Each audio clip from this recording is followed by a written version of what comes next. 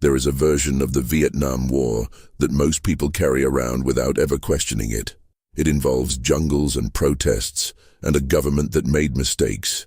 It involves soldiers who came home broken, and politicians who lied, and a public that eventually turned against the whole thing. That version is not wrong exactly, but it is incomplete in a way that was never accidental. The incompleteness was designed. The gaps were placed there deliberately, and over time, the gaps became so familiar that people stopped noticing them. They started to feel like natural parts of the story rather than things that had been removed from it. The war was not misunderstood. That framing lets too many institutions off the hook. Misunderstanding implies a failure of communication, a breakdown between what happened and what was reported, an innocent gap between reality and perception. But the gap in Vietnam was not innocent. The gap was maintained. It was staffed and funded and protected at multiple levels, from the hamlet level in the Mekong Delta all the way up to the situation rooms in Washington. People who knew the truth filed it into folders that were classified or buried in language that obscured what the words actually meant. The war was not misunderstood. It was misrepresented consistently for years by people who understood exactly what they were doing. This matters because the soldiers who fought in that war did not fight in the version that was being reported. They fought in a different place entirely, a place where the official story and the lived reality had almost no relationship to each other, where a mission could be declared a success while the men who conducted it were still trying to figure out what had actually happened, where the metrics used to measure progress bore no resemblance to anything taking place on the ground, where the enemy was simultaneously being defeated in press releases and replacing its losses faster than American units could inflict them. The first confession is not one that any single soldier made. It is one that the entire military apparatus made, collectively, in the way it chose to count things. Body count was the central metric of the war. It was how success was measured, how commanders were evaluated, how the war's progress was reported up the chain, and eventually to the public. And it was, from almost the very beginning, a number that meant almost nothing. Soldiers and their officers understood this. They understood it in the way you understand something that no one is willing to say out loud, but that shapes every decision you make. The pressure to produce bodies was enormous. Promotions, commendations, resources, all of it flowed toward units that produced high numbers. The result was predictable. The numbers were produced. Men who were killed in circumstances that had nothing to do with combat were counted. Civilians whose deaths could be made ambiguous were counted. In some units, the rule was simple. If it's dead, and Vietnamese, it counts. There are accounts of soldiers reporting kills they did not make, of officers adjusting numbers before passing them upward, of entire engagements being inflated to meet expectations. None of this was secret within the military. Everyone in the system knew the numbers were unreliable. The system continued to use them anyway, because the alternative was admitting that there was no reliable way to measure whether the war was being won. General William Westmoreland understood this. His headquarters understood it. The MACV, the Military Assistance Command Vietnam, was generating body count reports that it knew were inflated and forwarding them to Washington, and Washington was using them to tell the American public that progress was being made. This was not a case of flawed intelligence. It was institutional self-deception, so thorough and so sustained that it began to function as a kind of organizational reality. The numbers became more real than the war. The war became a mechanism for generating numbers.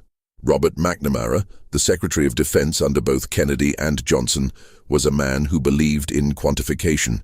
He had come to the Pentagon from Ford Motor Company, where he had applied systems analysis to manufacturing problems with considerable success. He brought that approach to Vietnam. He wanted data, he wanted metrics, he got them. Decades later, in his memoir and in the documentary film made by Errol Morris, McNamara acknowledged what the data had obscured. He acknowledged that the quantitative approach had failed, that the numbers had become a substitute for understanding rather than a tool for achieving it. But in the 1960s, while the war was ongoing, the numbers flowed upward and the war continued. The second confession involves what happened in villages. Not in the major operations that were reported and documented and eventually became part of the historical record, but in the smaller, quieter interactions that took place every day across the country. Soldiers moving through hamlets, searches, interrogations, the burning of structures identified as enemy infrastructure. These events were not aberrations. They were not the result of individual soldiers losing control. They were the product of a war that had no coherent definition of the enemy and no reliable way to distinguish combatants from civilians, and that responded to this ambiguity by essentially treating the ambiguity itself as a justification for violence. The concept of free fire zones is important here. A free fire zone was an area in which any Vietnamese person could be considered a legitimate target. The logic was that civilians had been warned to evacuate, and therefore anyone remaining was either an enemy combatant or a supporter of the enemy. In practice, this logic operated regardless of whether civilians had actually been warned, regardless of whether they had anywhere to go, regardless of their actual relationship to the conflict. Free fire zones were a bureaucratic solution to a military problem that was not actually solvable through bureaucracy. They codified the erasure of the distinction between combatant and civilian at the level of official policy. What happened inside those zones was known. It was known to the soldiers who carried out operations there, to their officers, to the reporters who occasionally traveled with units, to the Vietnamese civilians who survived, and to those who did not. It was not widely reported in the American press during the war. When it was reported, it was often framed as exceptional rather than systemic. The My Lai massacre is the event most associated with atrocity in Vietnam, and it became known because a journalist named Seymour Hersh pursued it against considerable resistance. But My Lai was not exceptional in the ways that mattered most. It was exceptional only in scale. The pattern it represented was not exceptional at all. The Phoenix program is where the third confession lives. Phoenix was a joint American and South Vietnamese intelligence and pacification effort that operated from 1965 through the early 1970s. Its official purpose was to neutralize the Viet Cong infrastructure, the network of political cadre and administrators and supporters that maintained the insurgency in the villages. Neutralization was the word used in official documents. Neutralization meant capture, defection, or death. The program processed tens of thousands of names. The outcomes varied. Many of the people processed were never given anything resembling a legal proceeding. Many were tortured for intelligence. Many were killed. The intelligence that fed Phoenix was often unreliable. Informants named people for personal reasons, for revenge, for money, to deflect attention from themselves. Village officials used the program to eliminate rivals. South Vietnamese officers used it to settle scores. The Americans who ran the program at various levels were aware of these problems. They are documented in the testimony of William Colby, who directed the program and later became Director of Central Intelligence. Colby defended the program while acknowledging its flaws. The flaws he acknowledged were significant. Thousands of people identified as Viet Cong infrastructure were civilians with no meaningful involvement in the insurgency. The program continued for years after these problems were documented. It continued because neutralizing the infrastructure was a strategic objective, and Phoenix was the mechanism designated for achieving it, and the metrics it produced, the neutralization numbers, were used to demonstrate progress the same way body count numbers were. The program's reported success became another layer in the structure of institutional misrepresentation. Whether Phoenix actually degraded the Viet Cong's political organization in any lasting way remains contested. What is not contested is that thousands of people died in the program under circumstances that no official accounting fully describes. The fourth confession belongs to the soldiers themselves, to what they did with the gap between what they had been told and what they found. Young men arrived in Vietnam having been trained for a conventional war. They had learned to identify an enemy by his uniform. They had been prepared for front lines and objectives and the kinds of operations that could be planned and executed and assessed in recognizable military terms. None of that prepared them for what they actually encountered. There were no front lines. There was no territory to seize and hold in any meaningful way. The enemy did not wear a uniform.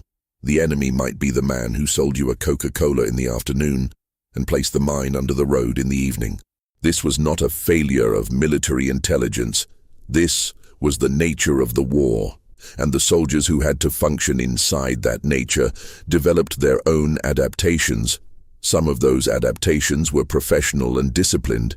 Many American soldiers served in Vietnam with considerable skill and humanity under conditions that would have broken most people. That is true, and it is important. But the adaptation that the institutional record tends to obscure is the one that produced the most lasting damage, both to the Vietnamese people and to the soldiers themselves. That adaptation was the progressive erosion of the distinction between legitimate military action and everything else. When you cannot tell who the enemy is, and when you are being measured by enemy deaths, and when the pressure to produce results is constant, and the accountability for how results are produced is minimal, the category of legitimate military action tends to expand. It expands quietly. It expands in ways that individual soldiers can justify to themselves in the moment, and then it expands further. This is not an argument about the character of the men who served. It is an argument about the conditions that were created for them. The men who carried out operations in free fire zones were operating inside a system that had already made certain decisions about what was permissible. The men who inflated body counts were responding to incentive structures that their institutions had built. The men who participated in or witnessed events that were never reported were functioning inside a culture of silence that their chain of command had established and maintained. The confession here is institutional. It belongs to the system, not solely to the individuals the system used. The fifth confession is about the war's relationship to drugs. By the late 1960s, heroin use among American troops in Vietnam had reached levels that the military and the Department of Defense were actively concealing from the public and from Congress. The estimates vary, but serious assessments from the period suggest that somewhere between 10 and 15% of American soldiers in Vietnam were using heroin regularly. Some estimates were higher. The drug was cheap, highly potent, and available throughout the country, often sold openly near American bases, with a supply chain that was, in some documented cases, connected to South Vietnamese officials and military officers who were American allies. The military response to this was initially to classify the problem. Reports on drug use were suppressed or minimized. Soldiers who were identified as users were often processed out quietly rather than treated or documented in ways that would have contributed to a publicly visible record. When Congressman Robert Steele and others pushed for acknowledgement of the problem in the early 1970s, the Nixon administration's response included a public admission and a program called Operation Golden Flow, which required soldiers to pass a urine test before departing Vietnam. The program detected addiction in significant numbers. The significance of those numbers was then managed in the public record in ways that minimized the long-term accounting of what had happened. The sixth confession is about what happened to the reports that didn't fit, not in the large, dramatic sense of classified documents, though that is part of it, but in the more mundane sense of how institutional systems process information that contradicts the story they need to tell. Throughout the war, officers at various levels filed assessments that contradicted the official optimism. They reported that pacification programs were failing, that the South Vietnamese army was not developing the capacity to fight independently, that the body count numbers were unreliable, that the enemy's strength and resilience were being systematically underestimated. These reports existed. They moved through the system, and the system largely absorbed them without changing course. The process by which this happened was not always dramatic. It did not always require someone to pick up a phone and order a report buried. Often it was more structural than that. Reports moved upward through layers of command, and at each layer, language was adjusted. Qualifications were softened. Negative assessments were reframed. The pessimism of a company commander who had been in country for 11 months became, by the time it reached Saigon, a nuanced picture of ongoing challenges in an overall positive trajectory. The information was not destroyed. It was translated into a language that the system could continue using without disruption.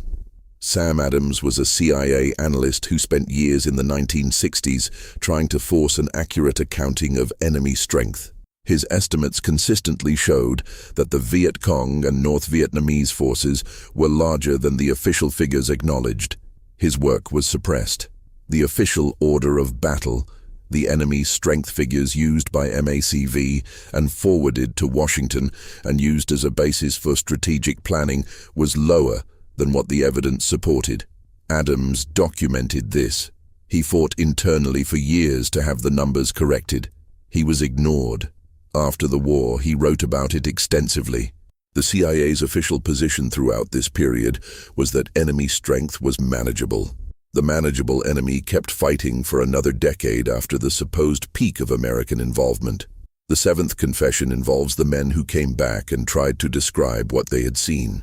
The Winter Soldier investigation, organized by Vietnam Veterans Against the War in 1971, brought together more than 100 veterans who testified in public about atrocities they had witnessed or participated in. The testimony was extensive and specific. It included accounts of free fire zone operations, of the treatment of prisoners, of the burning of villages, of actions taken against civilians that had no military justification. The witnesses were veterans, men who had served and who were describing their own experiences from the inside. The mainstream American press largely ignored the Winter Soldier hearings. The New York Times ran a short piece. The major networks did not cover it in any sustained way. The official response from the Department of Defense was to question the credibility of the witnesses and suggest that the events they described were either exaggerated or fabricated. Some of the testimony has been contested on specific factual grounds in the decades since, but the scale of the testimony, the number of witnesses, the consistency of the patterns described across different units and theaters of operation makes the wholesale dismissal of the Winter Soldier hearings something that requires a great deal of motivated reasoning to sustain. John Kerry testified before the Senate Foreign Relations Committee in April of 1971. He was 27 years old. He had commanded a swift boat in Vietnam and had been decorated for valor.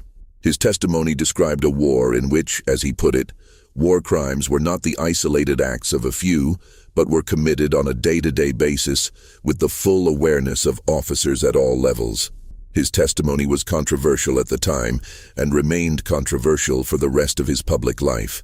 What it described was consistent with the documented record of the war as it has emerged over the decades since.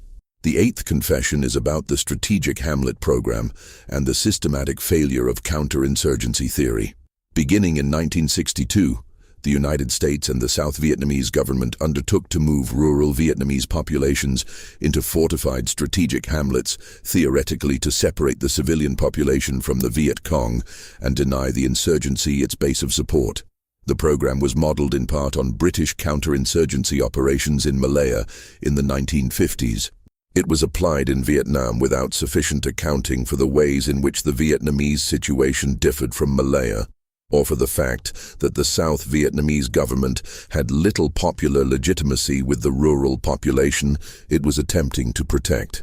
Peasants were moved from ancestral lands. This was not a minor disruption. In Vietnamese culture, as in many agrarian cultures, the relationship between families and the land they had farmed for generations was deeply embedded in religious practice, in ancestor veneration, in the entire fabric of social life. Forced relocation into strategic hamlets was experienced as a profound violation by many of the people it was imposed upon. The program created resentment rather than loyalty. In many areas, the strategic hamlets became sources of Viet Cong recruitment rather than barriers to it. The program failed relatively quickly. By 1963, its inadequacies were apparent to observers on the ground.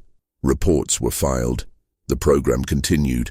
It was replaced by other variations on the same basic concept, other pacification initiatives that operated on similar assumptions and produced similar results for similar reasons.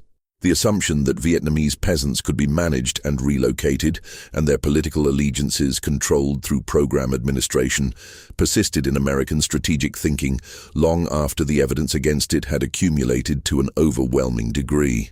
The ninth confession involves the chain of command and the way accountability moved through it, or rather, the way it did not. The military justice system in Vietnam was not indifferent to atrocities in theory. The Uniform Code of Military Justice provided for prosecution of war crimes. Rules of engagement existed and were formally binding. The problem was that the enforcement of accountability was selectively applied in ways that protected the institutional interests of the command structure rather than the soldiers or the Vietnamese civilians in whose name various operations were supposedly being conducted. After the My Lai massacre became public in 1969, courts-martial were initiated against a number of soldiers. The prosecutions moved through a system that was simultaneously conducting damage control for the institution. Lieutenant William Calley was convicted of murder and sentenced to life imprisonment. He served 3 years under house arrest before being pardoned by President Nixon. The officers above him, the men whose command culture had created the conditions for what happened at My Lai, faced no comparable accountability. Captain Ernest Medina, who commanded Charlie Company on the day of the massacre, was acquitted. The brigade commander, Colonel Orrin Henderson, was acquitted. Major General Samuel Costa, who commanded the American Division and who investigations found had participated in covering up what happened, received a reduction in grade. He did not go to prison. The message this sent through the military system was not subtle. Individual soldiers could be prosecuted. Command structures would be protected. The accountability gradient, the steepness with which responsibility attached to rank, ran precisely backwards from what a just system would have produced. The 10th confession is about the South Vietnamese government and what the American military and civilian leadership knew about it throughout the war. The United States fought in Vietnam to defend the South Vietnamese government from communist takeover. This was the official justification.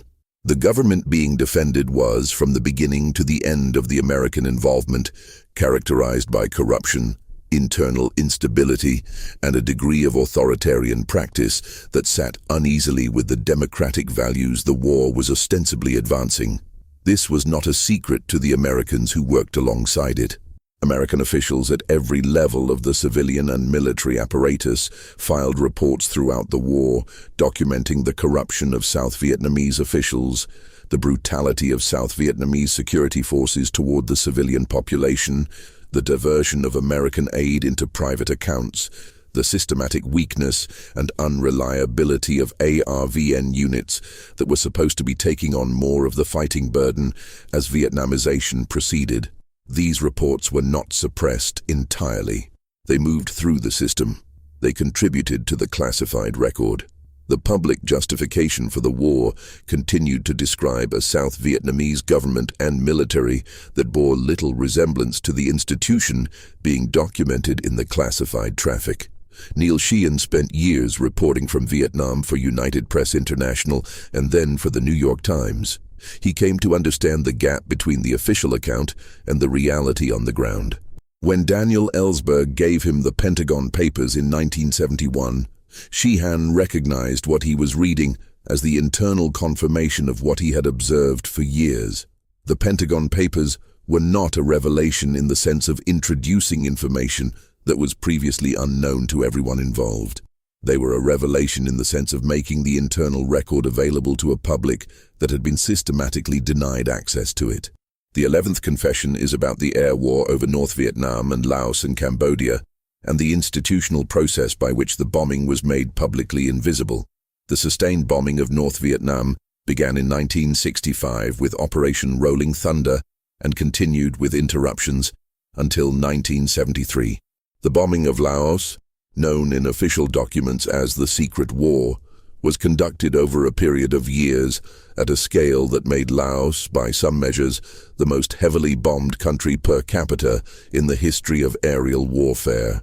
The bombing of Cambodia, which Nixon and Kissinger authorized in 1969, was actively concealed from Congress and the American public for more than a year through a system of falsified reporting. The Cambodia bombing involved a specific protocol for generating false reports. Missions were flown to Cambodia, and the strikes were documented in classified records with accurate coordinates. The public records, the reports that went through normal channels and were available to congressional oversight, listed the strikes as having occurred in South Vietnam. This was not a bureaucratic error. It was a deliberate falsification of military records implemented at the direction of senior officials. When the falsification was eventually exposed during the Senate Armed Services Committee hearings in 1973, it contributed significantly to the erosion of congressional willingness to continue funding South Vietnam's defense. The bombing of Laos was never fully secret in the sense of being unknown. Journalists knew about it. Members of Congress who were paying attention knew about it. What was secret was the scale. The United States dropped more than 2 million tons of bombs on Laos, more than the total tonnage dropped by all sides in World War II. The Pathet Lao and North Vietnamese forces that the bombing was intended to interdict continued operating throughout the campaign. The Ho Chi Minh Trail, which ran through Laos and Cambodia, and which was the primary supply route for forces operating in South Vietnam, was bombed continuously and continuously repaired. The bombing did not stop the supplies.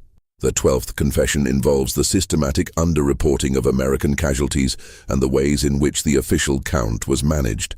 The official figures for American deaths in Vietnam are generally acknowledged as substantially accurate, and they are grimly high enough. More than 58,000 killed in action. But the category of killed in action was defined in ways that excluded certain deaths, and the ways it was defined were not always disclosed to the public or to the families of the dead. Men who died of wounds after being evacuated from Vietnam were sometimes classified differently than those who died in country. Men whose deaths occurred in Laos or Cambodia, where American forces were not supposed to be operating, created classification problems that were resolved in ways that minimized the official acknowledgement of operations that were not officially occurring. The families of men who were listed as killed in accidents or non-hostile deaths sometimes knew and sometimes were told explicitly by military chaplains or officers who felt the obligation to be honest with them that the circumstances of their sons' or husbands' deaths were not what the official records indicated. The psychological casualties of the war were managed with even more opacity. Post-traumatic stress disorder was not a recognized diagnostic category until 1980. Before that, the condition was described in various inadequate ways or not recognized at all. Men who returned from Vietnam with severe psychological damage from what they had experienced and witnessed were often processed out of the military with diagnoses that attributed their condition to pre-existing personal inadequacy rather than to the experiences that had produced it. This protected the military from a certain category of liability and responsibility. It also meant that the true human cost of the war was never fully visible in any official accounting. The 13th confession is about what soldiers knew about the war's purpose and what they were willing to say about it.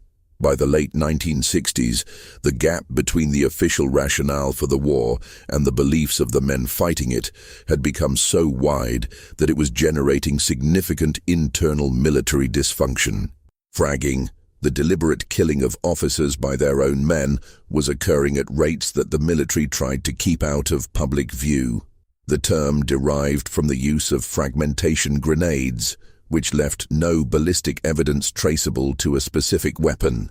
Fragging was the extreme end of a spectrum of insubordination that included combat refusals, the informal negotiation of operations with enemy units to avoid contact, and the systematic undermining of officer authority in ways that had no precedent in American military history. The numbers are imprecise because the military's interest in documenting fragging was limited. Estimates based on available records suggest somewhere between 800 and 1,000 fragging incidents between 1969 and 1971 alone, resulting in somewhere between 80 and 100 deaths. These numbers almost certainly undercount the actual incidents, since the classification of a death as fragging required an investigation and a determination of intent that was not always conducted rigorously. The phenomenon of soldiers negotiating informal truces with enemy units they encountered regularly was widespread enough to have a name: live and let live. In areas where American and enemy units operated in proximity over extended periods, it was not uncommon for an informal understanding to develop that certain areas would not be searched aggressively, that certain times of day would be treated as informal ceasefires, that the appearance of conducting operations would be maintained while actual contact was minimized.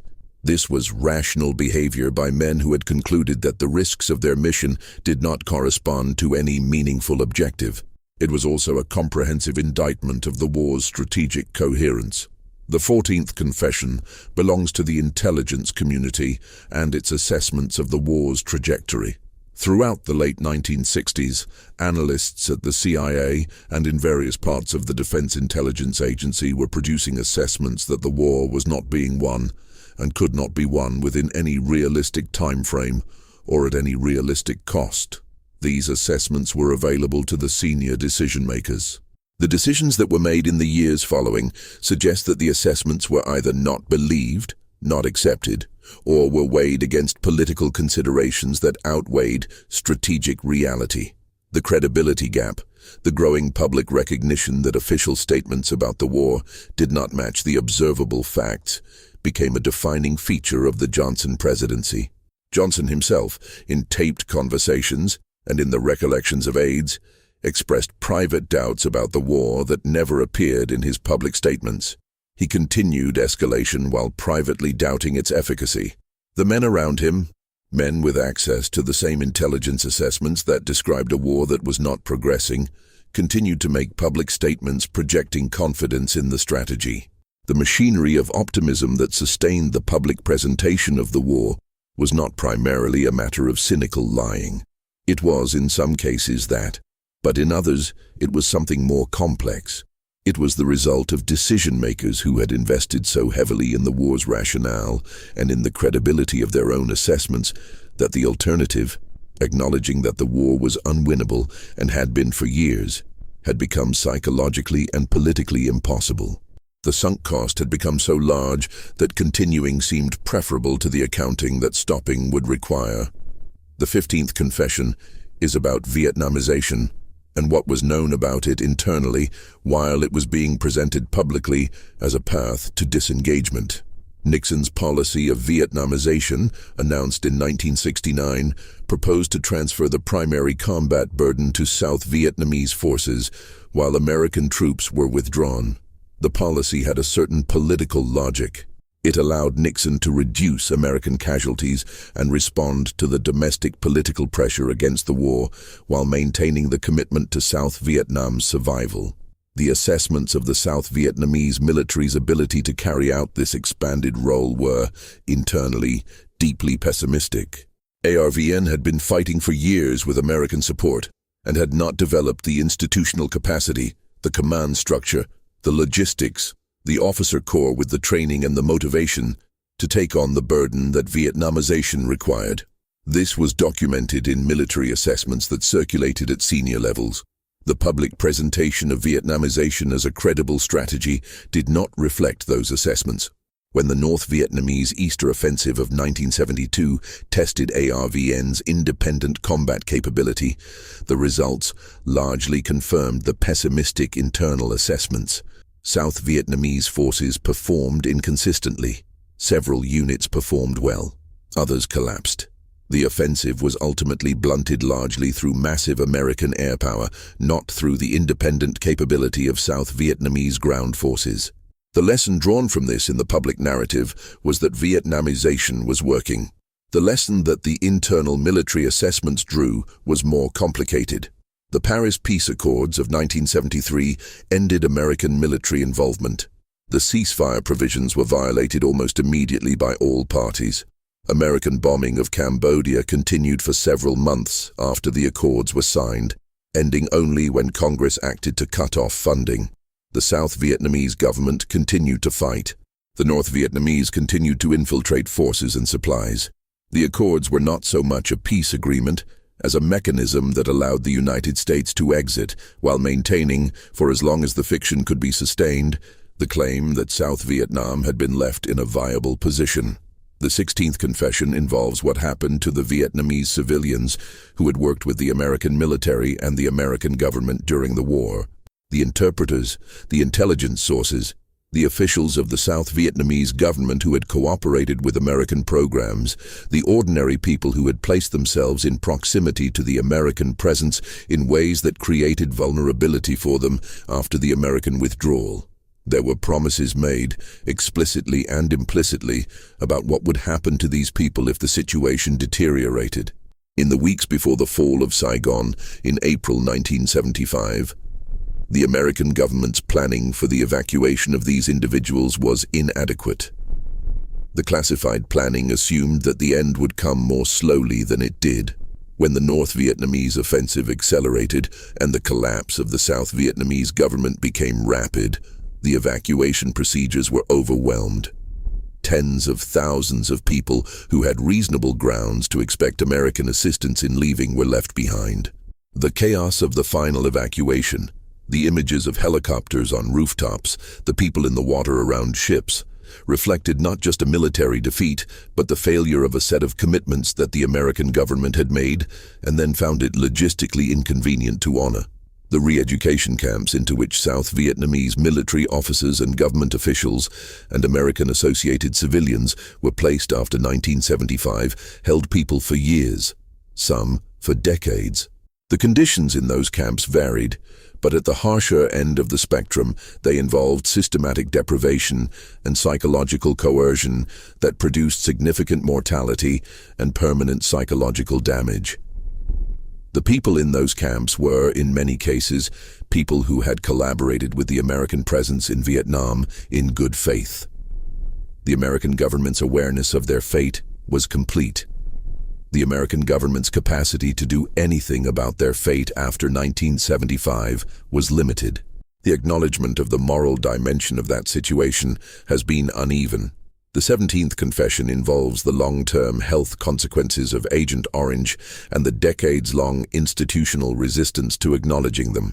Agent Orange was a herbicide used extensively in Vietnam as part of Operation Ranch Hand, the program designed to defoliate jungle areas used by enemy forces for cover and to destroy crops in areas providing food to the Viet Cong. The chemical contained dioxin, a compound that is among the most toxic known to science. Approximately 19 million gallons of Agent Orange and related herbicides were sprayed over Vietnam between 1961 and 1971. The chemical companies that produced Agent Orange had data suggesting toxicity concerns before the substance was used in Vietnam. Dow Chemical and Monsanto had internal research that indicated potential health risks from dioxin exposure. This information was not shared with the government in a way that affected the deployment decisions. The military used Agent Orange extensively, and the men who were exposed to it, both American soldiers and Vietnamese civilians, were not warned about health risks. When veterans began reporting health problems consistent with dioxin exposure in the 1970s, the Veterans Administration's initial response was systematic skepticism. Claims were denied. Research was challenged. The institution responsible for the welfare of veterans was engaged in a bureaucratic campaign to minimize the connection between Agent Orange exposure and the health problems veterans were experiencing.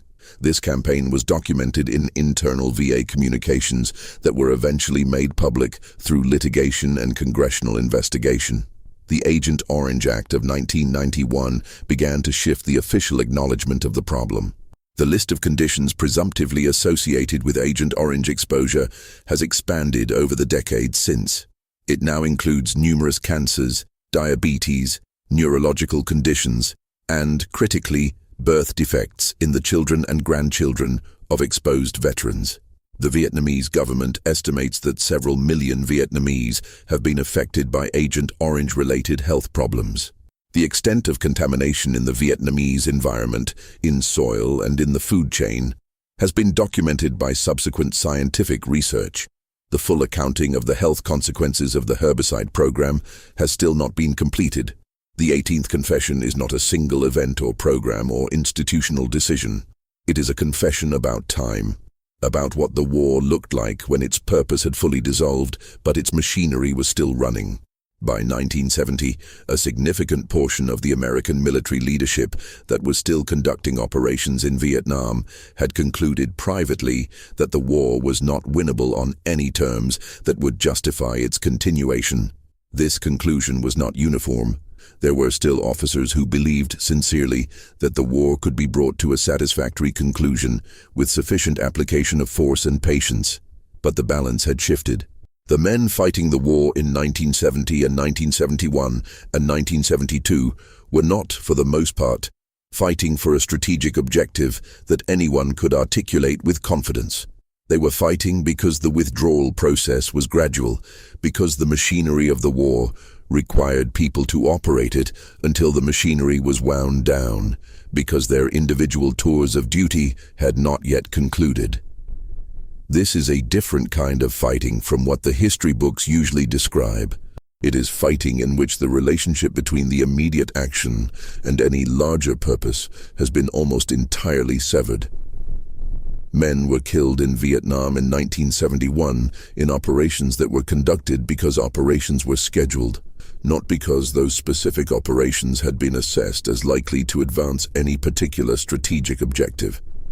The war had become, in a real operational sense, self-sustaining, not because anyone wanted it to be, not because the people making decisions were indifferent to the lives being spent, but because the institutional momentum of a system as large and complex as the American military's engagement in Vietnam did not stop when the strategic logic for continuing ran out. The soldiers who died in the last years of the American involvement in Vietnam died in a war that its own commanders knew could not be won in any meaningful sense. They died because the process of ending the war, the negotiation, the withdrawal logistics, the political management of the domestic fallout took years during which the war continued. The families who lost someone in 1972 lost them to a process, not to a strategy, not to a mission, to the operational continuation of something that had already, in every sense that mattered, concluded. The soldiers who came home from that war came home to a country that did not know how to receive them. The silence they were met with was not primarily the result of public hostility, though some of that existed. It was primarily the result of a country that had no language for what they had experienced, because the experience they described, serving in a war whose purpose had dissolved beneath their feet while they were still required to conduct it, did not fit any narrative the country was ready to engage with. The story Americans preferred was one in which the war had been a mistake, or a tragedy, or a failure of policy, not one in which the war had been something more mechanical than that, something that continued not because anyone decided it should, but because the decision to stop it took longer to implement than the decision to start it. The Pentagon Papers, when they were published, confirmed something that many people involved with the war had known for years. They confirmed that the gap between the public account and the internal account had been wide and had been maintained deliberately and had been maintained for a long time. Daniel Ellsberg, who leaked the documents, had helped write some of them. He had come to understand, over years of working inside the system that produced them, that the system was not going to correct itself from within. The documents did not end the war. They did not produce the accountability that Ellsberg had hoped for. The war continued for 4 more years after the Pentagon Papers were published. The official end of American military involvement came in 1973. The official end of the war itself, the fall of Saigon and the reunification of Vietnam under the government in Hanoi, came in 1975. In the years between those two events, the United States continued to provide financial and material support to South Vietnam, and continued to insist publicly that South Vietnam was capable of defending itself, and continued to receive internal assessments indicating that this was not the case. The last American combat troops left Vietnam in March of 1973, The last Americans to die in connection with the war, the crew members of the Mayaguez, died in May of 1975 after the fall of Saigon in an operation to recover an American merchant ship seized by Cambodia. The operation was conducted despite intelligence indicating that the crew had likely already been released. The intelligence was accurate. The crew had been released before the operation began. 41 American servicemen died in an operation to rescue hostages who were no longer hostages. The war did not end cleanly. It did not end with a lesson or a reckoning or a public acknowledgement proportional to what had happened. The institutions that had misrepresented it continued to function. The men who had made the decisions that produced the misrepresentation continued, for the most part, to hold positions of influence and respect. The soldiers who had fought it came home to a country that wanted to put the whole thing behind it, and the country's desire to move on was, in many ways, indistinguishable from a decision not to look too carefully at what had actually occurred.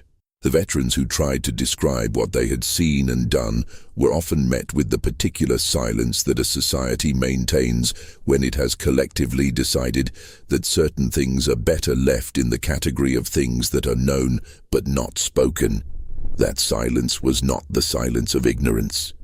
It was the silence of a country that understood, at some level, that a full accounting would require it to look at institutions it depended on and people it had trusted in ways that were genuinely uncomfortable.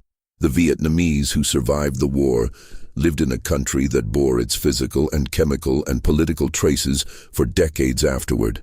The unexploded ordnance that remained in the soil after the war ended continued to kill and maim for years. The dioxin that had been distributed across millions of acres continued to move through the food chain. The infrastructure of a country that had been bombed continuously for years had to be rebuilt in conditions of international isolation because the United States blocked the normalization of relations with Vietnam for nearly 2 decades after the war, in part as leverage over the question of American prisoners of war, in part as a residue of the political dynamics that the war had created and that the war's end did not resolve. The American veterans who came home and who could not fit back into the country they had left went through experiences that the VA system was systematically unprepared to address. Homelessness, addiction, the psychological consequences of what they had done and seen. These consequences were documented, they were studied. The institutions responsible for addressing them were slow to acknowledge the scale of the problem and slower to develop the capacity to meet it. The men who fell through those gaps became invisible in a particular way. The invisibility of the person whose suffering the society around them cannot integrate into its preferred account of itself. The history of the Vietnam War continues to be written. Documents continue to be declassified. Oral histories continue to be recorded. Vietnamese accounts of the war, which spent decades largely absent from the American understanding of what had happened, have begun to enter the record in more substantial ways. The picture that emerges from this ongoing process is not the picture of a misunderstood war. It is the picture of a war that was understood, internally, with considerable clarity, and that continued anyway because the mechanisms for stopping it were less developed than the mechanisms for continuing it. And because the people with the authority to stop it had reasons, some of them political, some of them psychological, some of them simply structural, that made continuation seem preferable to the alternative. 58,281 Americans are listed on the Vietnam Veterans Memorial in Washington. The memorial lists only those who died in direct service. It does not list the veterans who died afterward from Agent Orange-related illness. It does not list the veterans who died by suicide, which occurred at rates significantly above the general population. It does not include the 3 to 4 million Vietnamese, military and civilian North and South, who died in the same conflict. The memorial is a statement about who the country chose to count. The people it did not count are not less dead. The war ended. The reporting about what the war had been continued to be shaped by the same institutional interests that had shaped the reporting during the war. The men and women who had fought in it continued to carry what they carried. The country they came back to continued to prefer the version of the war that required the least adjustment to its understanding of itself. In 1995, Robert McNamara published his memoir in which he concluded that the war had been a mistake and that he had known as early as 1967 that it could not be won. He was 80 years old. He had left the Department of Defense in 1968. The men who had died between 1967 and the end of American involvement in 1973 had died in the years during which McNamara had known the war was unwinnable and after he had left the position from which he might have changed its course. His memoir was received as an act of contrition by some and as an inadequate and belated acknowledgement by others. The debate about its adequacy continues. The last American combat death in Vietnam, officially recorded in the war's accounting, occurred on May 15, 1975, the day of the Mayaguez operation. The last Vietnamese to die from an unexploded American bomb in the soil of Vietnam died much more recently than that.